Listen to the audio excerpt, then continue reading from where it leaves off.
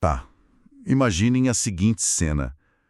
Passar a vida inteira trancado dentro de um quarto escuro. Nossa, Décadas ali, no escuro absoluto. As pupilas dilatam, a visão se ajusta àquela penumbra e o corpo simplesmente entende que aquela ali é a realidade. o corpo se acostuma, né? Exato.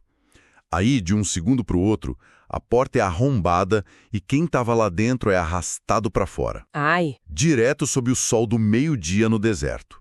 Sem óculos escuros, sem nada. é uma agressão visual extrema. Sim, a luz da realidade não apenas ilumina, ela queima. É um choque biológico que fere os olhos, desnorteia e, causa uma dor aguda mesmo. Com certeza. E essa imagem não é só uma metáfora biológica, sabe? Ela descreve exatamente o que acontece com a mente humana quando somos forçados a abandonar as nossas anestesias diárias. E hoje, exatamente hoje, quinta-feira, 7 de maio de 2026, a missão deste nosso mergulho profundo é explorar um texto incrivelmente curto. É bem curtinho mesmo, um parágrafo só. Isso, mas um parágrafo incrivelmente denso que trata justamente desse choque de realidade. O título é Meditação do Dia. Transformar a agitação em paz. É um fragmento lá do texto básico da literatura de recuperação de 12 passos. E olha, essa imagem do choque de luz que você trouxe captura perfeitamente o cerne desse texto de hoje. É mesmo? Sim, porque antes de falar sobre como lidar com o mundo lá fora, o material nos obriga a encarar o estado das nossas próprias lentes. A reflexão aborda um paradoxo psicológico brutal vivido por pessoas que deixam a dependência química. Ou qualquer outro tipo de adicção, né?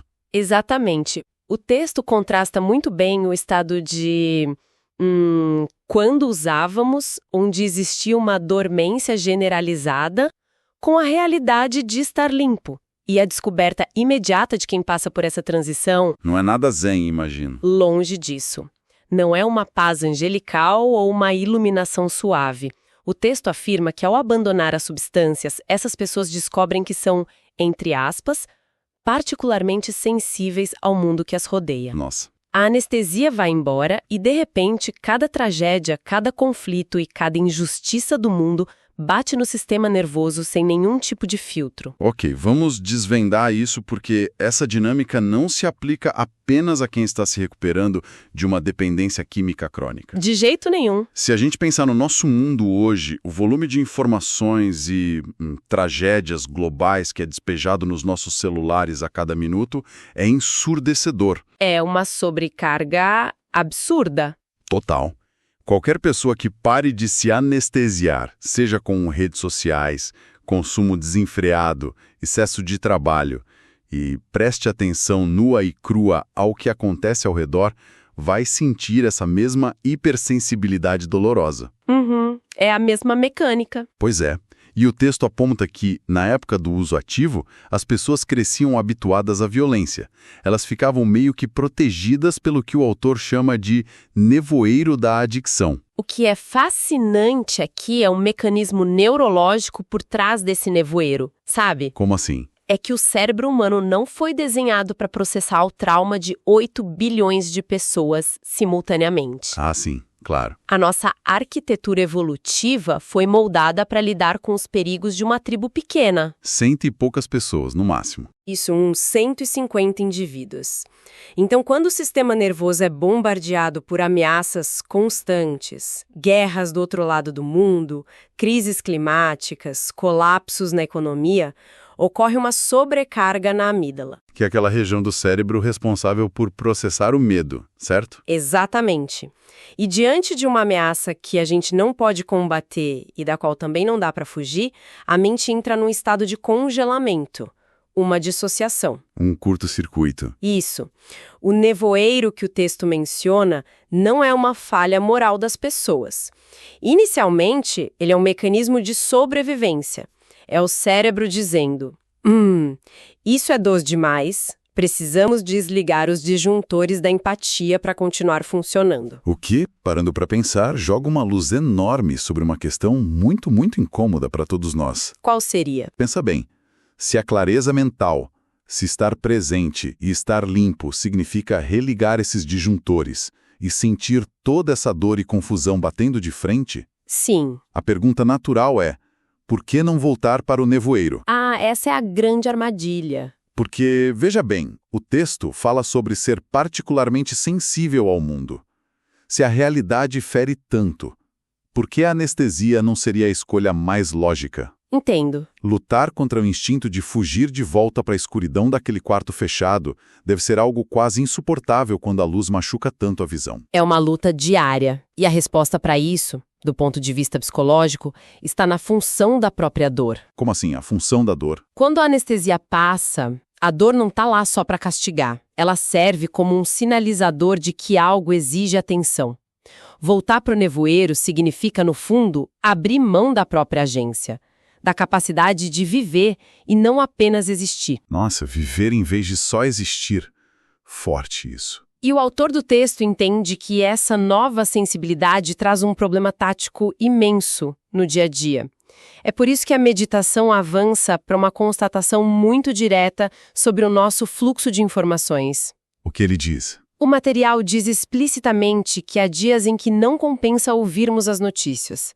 Ele justifica que as histórias de violência e destruição são simplesmente esmagadoras demais para o nosso sistema nervoso. E ele abre o texto com uma frase que, se a gente tirar do contexto, poderia causar muita controvérsia hoje em dia. Verdade. A citação diz o seguinte: com o mundo numa tal confusão, sinto que fui abençoado por estar onde estou.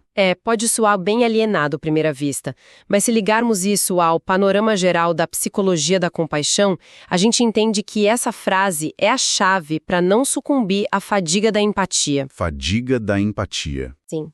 A fadiga da empatia acontece quando a exposição prolongada ao sofrimento alheio esgota totalmente a nossa capacidade de nos importarmos. A pessoa se torna cínica, apática ou entra numa depressão profunda. Fica paralisada, né? Exato.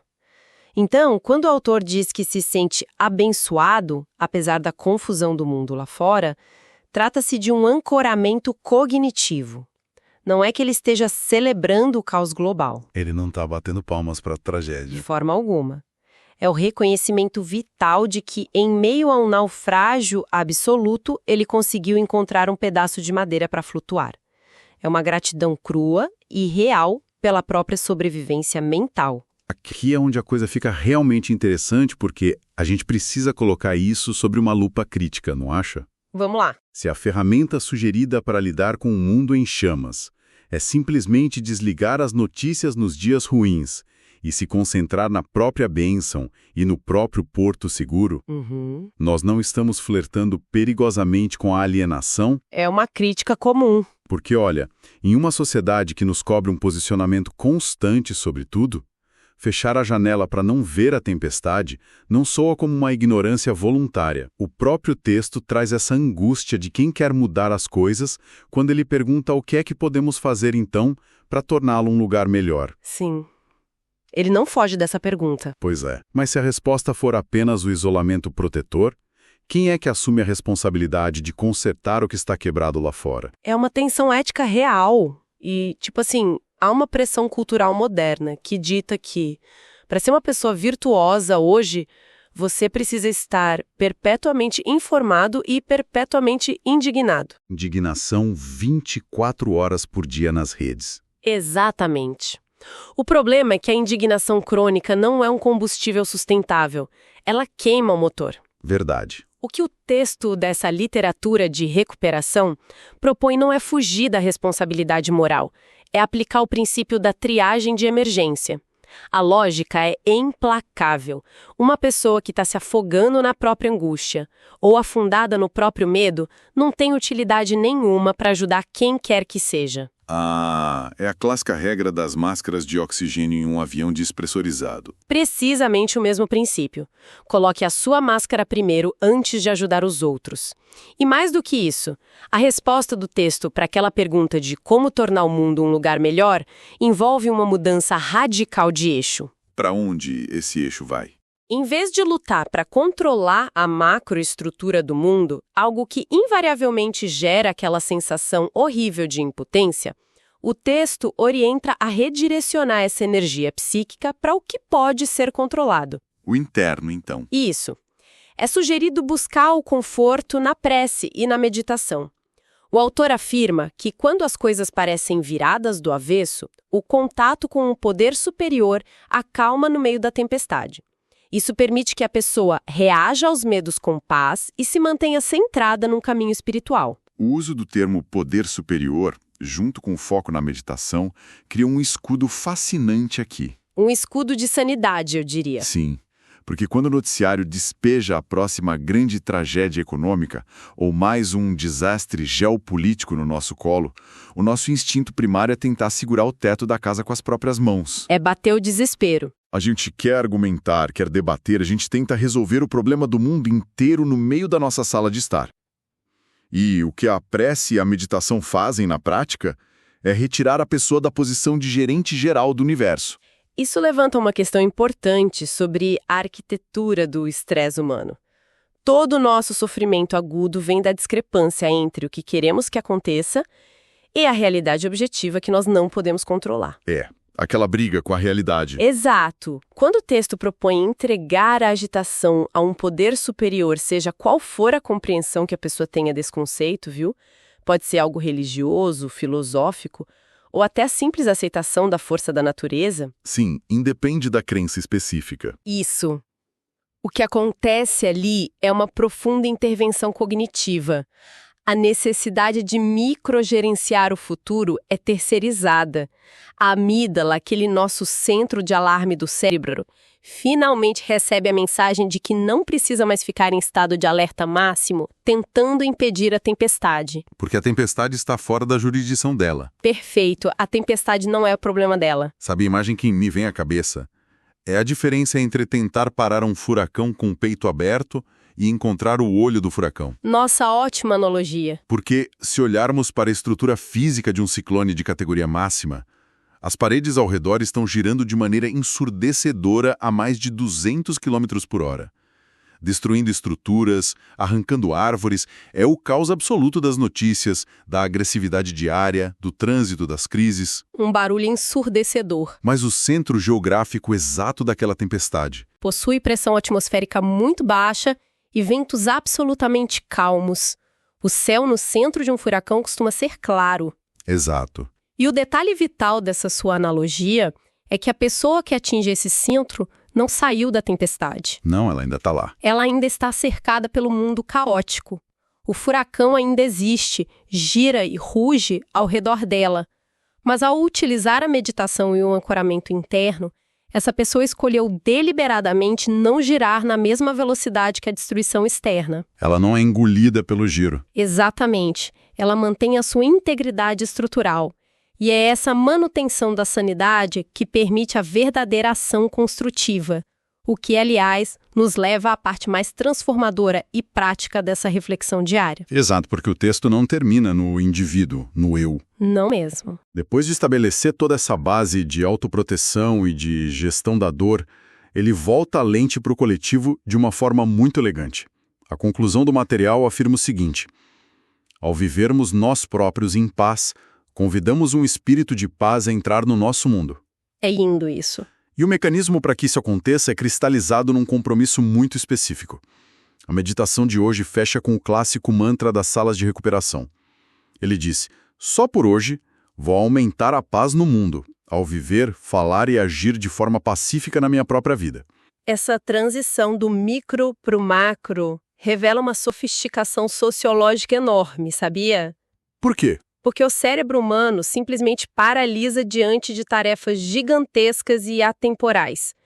Se a missão que você acorda tendo que cumprir for, preciso acabar com a violência sistêmica e salvar o planeta da destruição hoje. Nossa, a pessoa nem levanta da cama. Pois é. O córtex pré-frontal, que é a área do cérebro responsável pelo planejamento complexo, entra em colapso. É abstrato demais, é amplo demais, é longo demais. E é exatamente isso que gera aquele cinismo social que a gente vê tanto. É o peso do mundo nas costas. Sim, mas o recorte temporal do só por hoje, aquelas 12 ou 16 horas em que estamos acordados, é um espaço de tempo que a mente humana consegue administrar perfeitamente. Fica mastigável, né? Muito mais.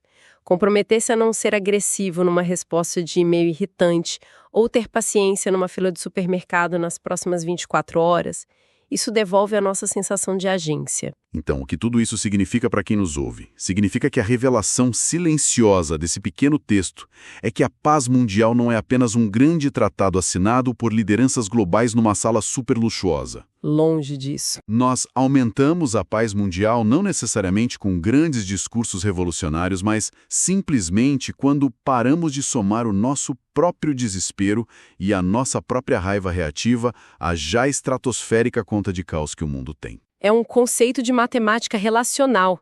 A sociedade não é uma entidade abstrata flutuando por aí. Ela é o somatório puro e simples de interações individuais acontecendo a cada microsegundo. Bilhões de interações. Isso. Então, quando alguém, mesmo estando plenamente ciente de toda a violência retratada nas notícias, escolhe não revidar uma ofensa no trânsito. Sim. Ou escolhe baixar o tom de voz em uma discussão doméstica. Sim. Ou escolhe a compaixão em vez daquele julgamento rápido na internet, tipo, só por hoje. Quando isso acontece, a quantidade total de violência no planeta diminui objetivamente. É microscópico. Sim, mas é o único nível de influência real e totalmente garantido que qualquer ser humano possui. Isso exige uma responsabilidade extrema. Ah, sem dúvida. Porque é muito mais cômodo esbravejar sobre as falhas do sistema lá na internet do que domar o próprio orgulho dentro da própria sala de estar com a família. Muito mais fácil. Esse ativismo das pequenas ações pacíficas é invisível. Ele não gera aplausos, não dá curtida, mas é o cimento que impede a sociedade de desmoronar de vez. O que amarra de forma simplesmente brilhante a jornada mental que fizemos nesta análise hoje. Foi uma jornada em tanto. Começamos abordando aquela dor violenta de sair do nevoeiro anestésico, sair do quarto escuro e de como a lucidez nos torna hiperreceptivos à dor do mundo. Sim. E aí entendemos que essa hipersensibilidade não deve nos transformar em mártires, consumindo más notícias até o limite da exaustão mental, mas sim nos alertar para a necessidade de desligar as telas e buscar o centro calmo do furacão. A máscara de oxigênio, né? Exato. E através dessa estabilidade alcançada pela meditação e pela aceitação tranquila do que não podemos controlar, conseguimos finalmente canalizar energia não para uma indignação inútil, mas para a prática implacável de ações pacíficas nas nossas interações mais diárias e banais. E vale reforçar que essa não é uma prescrição restrita a quem faz parte de um programa de 12 passos. De jeito nenhum. Os princípios contidos nesse único parágrafo servem como um antídoto biológico e psicológico universal para essa nossa epidemia moderna de esgotamento mental. Com certeza. Em uma cultura que foi literalmente desenhada para sequestrar a nossa atenção e vender o medo, escolher onde alocar o próprio foco emocional se tornou, de longe, a habilidade de sobrevivência mais crítica do século XXI. É um mapa de navegação muito claro para proteger a própria sanidade, sem abrir mão de existir no mundo real, de fazer parte dele. E para não finalizarmos este nosso tempo juntos sem estender um pouquinho os limites do que foi discutido hoje, acho legal deixarmos uma provocação no ar para quem está nos escutando. Algo para ficar martelando na cabeça pelo resto do dia. Manda ver. O texto nos mostra que convidar o espírito de paz para o mundo só é possível quando nós mesmos, individualmente, já operamos a partir de um estado de paz. Se aceitarmos essa premissa como verdadeira, o que isso nos diz sobre a maneira predominante como tentamos lutar por mudanças e por justiça social nos dias de hoje? Uau! Fica a pergunta. Será que é sequer possível construir um mundo genuinamente seguro e pacífico se o nosso ativismo, se os nossos protestos e até as nossas discussões mais bem intencionadas forem movidos, lá no fundo, pelo ódio, pelo ressentimento e por uma profunda agitação interna? É o tipo de reflexão que desarruma algumas certezas muito confortáveis que a gente carrega, né? É como tentar usar gasolina para apagar um incêndio na esperança cega de que, se a explosão for grande o suficiente, o fogo acabe. É uma ilusão perigosa. No mundo que grita o tempo todo motivos inesgotáveis para entrarmos num combate cego e furioso, lembrar de ser o olho calmo do furacão talvez seja, no fim das contas, a postura mais radical e revolucionária que alguém pode assumir hoje em dia. Que cada um de nós consiga experimentar um pouco dessa matemática da paz nas próximas 24 horas. Agradecemos imensamente a companhia e a curiosidade de todos que caminharam com a gente por essas ideias. Até o nosso próximo Mergulho Profundo.